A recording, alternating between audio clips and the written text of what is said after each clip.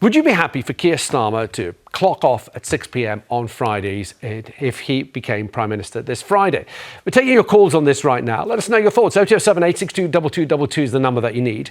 Now, the Labour leader told Chris Evans that he carves out time on a Friday to spend with his kids. So after 6 p.m, he tries not to do anything work-related. Pretty well come what may. This is what he had to say. We've had a structure in place, we'll try and keep to it, which is to carve out really protected time for the kids. So on a Friday, I've been doing this for years, I will not do a work-related thing after 6 o'clock, pretty well come what may. One, because I'm a dad and I love them, they're my pride and joy, and I don't want to lose that time. It helps me, it takes me away from the pressure, it relaxes me, and I think actually, not only is it what I want to do as a dad, it is better. This politics, some people think if you fill your diary 24/7 and don't do anything else, that makes you a much better decision maker. Yeah. I don't agree with that. Well, the Conservatives have picked up on this and said he would be a part-time Prime Minister and suggested that Angela Rayner would take over after 6 p.m. Well, this has been shared by other Conservatives. Here's Greg Hans. He tweeted this: "What if Putin attacks at 6:01 p.m?" And the Health Minister Maria Caulfield has this morning accused him of wanting to work a 4-day week. How important to you is work-life balance? It is pretty important, but I would say as a minister, it's not really that feasible. I note that probably what you're alluding to is Keir Starmer saying he's going to be doing a 4-day week and finishing at 6 o'clock every evening. No, he didn't say a 4-day week. He said he was going to finish work at 6 on a Friday, like many people do. And I believe that's to help his wife observe her Jewish faith, which is commonplace amongst Jewish people. So not a 4-day week. That's not true. And that was Maria Caulfield speaking to Mark Barbet. But what do we make of this, Marina? I didn't think they could get any more pathetic, desperate, out of ideas, devoid of decency, but they have. Keir Starmer has said he is aiming to ring-fence some time for their family. Now, I remember once upon a time, the Conservatives were pro-family. He's not saying he's clocking off. He's saying he will aim to have that time with his kids. And the fact that the Conservatives have tried to weaponise this is a party who gave us Boris Johnson, who missed 5 Cobra meetings because he was at Chevening and he was writing his book on Shakespeare, who didn't come back from his holiday to sort out the riots in London when he was London mayor. We've got Dominic Raab, who didn't curtail his holiday when Afghanistan, US, withdrew their troops from Afghanistan. We've got Sunak, who a couple of weeks ago did a half day because he wanted to do an ITV interview. Like, how? That was the D-Day. The D-Day, when he curtailed D-Day, right, to jump on the plane and do that ITV interview, which he messed up. And of course, Wine Fridays. Have we forgotten about Wine Fridays? That was the ritual during COVID. COVID lockdowns. Now, I personally, firstly, it just shows they were all out of ideas. They've got nothing left. They've got nothing left to say, vote for us, we'll offer this. They've just got these weak attack lines. Even Grant Shapps, Defence Secretary of State, said virtually every military intervention we've carried out has happened at night. As if to imply that if Keir Starmer gets a call saying Putin or whatever, he's going to, I'm sorry, I'm playing Monopoly with the kids. Yeah, I think it's also important we didn't see that line in that interview with Chris Evans, but he did also say there are a few exceptions, of course, on ring-fencing that time with the kids. So he did say there are exceptions, but they do try and spend that time with the kids. James, what do you make of his statement? I think it's, I think there are a couple of things. First of all, I think he was a bit daft to make the statement because I think as Prime Minister, the job is different and you are going to have to do stuff and you are going to have to change your life. And yes, of course, work-life balance is important in whatever job you do. But I think to have this somewhat weird notion that you can always do this at a particular time, particularly when whether it's state visits or other things happen, and there are various occasions where you are going to be called upon. And I think he could have phrased it in a different way. I also think that we have a very strange attitude in our nation when we think that the fact that somebody's gone on holiday is some kind of weakness. And I think it's really important that people in every job have holiday and get away and should be able to do so. And frankly, if the person who is second in charge is not able to take charge and to look after things and to manage things, then they shouldn't be there. Combined with the fact that we have modern technology, which means that they can... Why is she not able to? No. If they no, we should be able to have somebody who is able to deputise. Yes. In the same way that, say, for example, Marina. I'm a broadcaster, I will take time off, and sometimes somebody else will do my show. They may or may not do as good a job. They may do a better job. All right, let's find out what people are saying at home. Anthony in Bournemouth. Good morning, Anthony. What do you make of this? Was Keir Starmer wrong to say that he wants to ring-fence some time with his kids on a Friday evening? No, he certainly wasn't wrong to say that. I personally think it was taken out of context. He's got to spend a couple of hours with them to have a meal on a Friday night or any night of the week. He's not going to stop working suddenly. I don't believe it. He's not going to just put down tools. No, it's been taken out of context, absolutely and completely. That's what I think, anyway. OK, yeah. Anthony, stay there. Carl's also on the line in Leicestershire. Carl, good morning. What do you make of what Keir Starmer is saying, that he wants to, save that time with the kids at 6 p.m. on a Friday? Is he right to say it? Totally incorrect, because if you're going to be the Prime Minister of one of the major countries in the world, you are on call 24 hours a day, 365 days a year. You do not take time out. You can make time, but you have to answer that phone. You have to go and read some stuff. I'm sorry. If you want to be Prime Minister or if you want a family life, then make the choice. Anthony, what do you make of what Carl's saying there? You've got to be on call 24/7. You can't afford to carve time out for your family. He didn't actually say that he wasn't going to take a call during the meal. He might have a meal with his family. He's got to eat every night of the week, hasn't he? Do we not all eat, have breakfast? Theresa May used to go to church on a Sunday for 2 hours, but she was still on call when she was Prime Minister. I don't quite get it.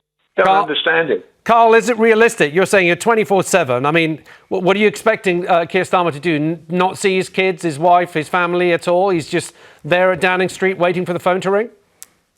No, he can absolutely take time with his kids, but we've got ambulance people, we've got fire department people, we've got police people. They try to get a meal and they're interrupted because they've got an emergency call. And they're not even Prime Minister of the country. Carl, that's when they're on duty. Police officers, ambulance crews, doctors, there is times where they're off duty. Are you saying that a Prime Minister can never be off duty? What's everybody else doing? What's the deputy? Angela Rayner might be his deputy Prime Minister. He gets time off. She steps in. She's in charge for a bit. She has to defer to him. Also, sure. Carl, can we just be serious for a second? Are you genuinely saying that you think that if something huge like a domestic or geopolitical event were to occur, that Keir Starmer would say, really sorry, I'm having dinner with the kids? This is a guy, you've got to look at his previous reputation as well. Former colleagues of his, the former chief prosecutor who worked with him said, take it from me, this is a guy that is on call 24/7. He saw the biggest increase in prosecutions when he was in that position. So, again, look at his work ethic compared to the people, I'm guessing you're maybe a Conservative or a Reform voter, correct me if I'm wrong, but look at the other people who have been in charge, and I appreciate it must be difficult for Boris Johnson to spend time with his children because he'd be spread very thinly.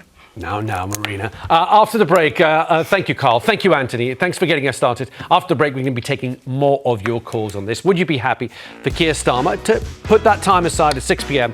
and spend it with his family if he becomes Prime Minister this Friday? Speak to Jamie in Somerset. Jamie, good morning. What do you make of what Keir Starmer's saying? The Conservatives are accusing him of wanting to be a part-time Prime Minister. Are they right? Well, right. I mean, I will start off by saying, I'm not Labour or Conservative. I'm mixed between all of the parties, to be quite honest with you. Right. But see, I think as one of the previous callers has said, I think it has been taken out of context a little bit. It has, but. Not if he's on call, that's fine. But then, because it's otherwise, he's only doing a 4 day. As some people have been saying, 4 day week or whatever. But if he's on call, then I don't see a problem. If it's to help with his wife, help with kids, the wife or something like that, and it's to do with like a religion side of things, then what are people's problems? I mean, Jamie, thank you. But Jamie makes a good point. Let's take Yvonne from West Midlands. Yvonne, I mean, are we saying that even if he has ring-fenced this family time with his kids, that if there is an emergency, there's not going to be a knock on the door or the phone ring saying, Prime Minister, we need you. This is a big call. You need to be in the room. I'm sorry. I am sure that he would drop everything and attend to that emergency. But at the end of the day, he is a family man. I think, spending quality time with his family and his children after 6 o'clock on a Friday is fine. And that will recharge his battery as well, ready to go for the next week. But Yvonne, we've been hearing from Conservative ministers and Conservative candidates, and Carl earlier, one of our callers called in and said, look, if you're Prime Minister, it's 24/7. You have to kiss the family stuff goodbye. You are Prime Minister of this country. It's a big honour. It's a big job. You're going to have to make some sacrifices. Yeah, but I'm sure he has made sacrifices, to get to the position, that he's got to. And at the end of the day, that is what you do have is it Angela Rayner? I think it is, a deputy Ford, to step in. OK. All right, Yvonne, thank you. Let's take another. Rob in Cumbria. Rob, good morning. What do you make of all this? Was it a misstep to say that he wants to spend time with his kids? He's given ammunition to the Conservatives and everyone else to say, well, he's not taking the job seriously. Well, I think it shows how out of touch he is with modern Britain. There's plenty of people who would love to ring-fence time, but they can't afford that privilege. And I'll show you something. I'll explain something else. The Labour Party said they're going to get the NHS doctors and nurses to do overtime to give more appointments.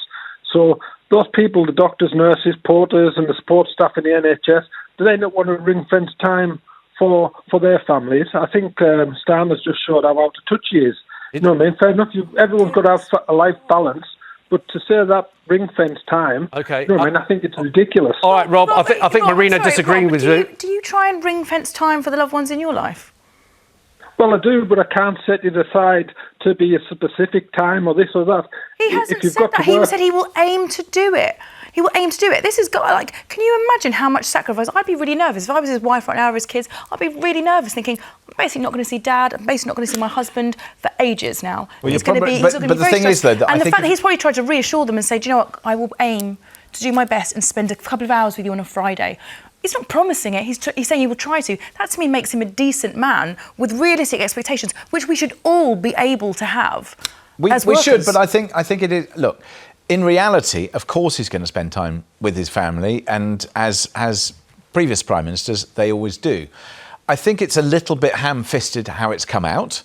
And I think this is part of the problem that we've got, is that I think our relationship with our politicians, we ask them to do things that we shouldn't be asking them to do.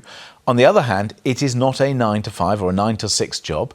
And I think you made a very good point earlier where you talked about wind down Friday, because we all know that starts at 4 o'clock in Downing Street. So does that mean that he's going to have a couple of hours with all his team having a little drink-a-thon and then up he goes to go and see the family? I don't know. Just remind ourselves of Keir Starmer's previous position as prosecutor, right? Oh, please don't. These people, do you understand how hard people in the legal profession work? Yes. My husband works in the legal profession. It is like outside of hours, of course they do. My dad was a lawyer. As if Keir Starmer's not got a good work ethic. Okay, wake up. Let's have a listen to Charlie, who's got in touch from Wiltshire. Charlie, good morning, Charlie. What do you think? Do we expect too much of our Prime Ministers? They should abandon their family. It's a 24/7 job, no time to dedicate to the family. Is that what we want from our leaders?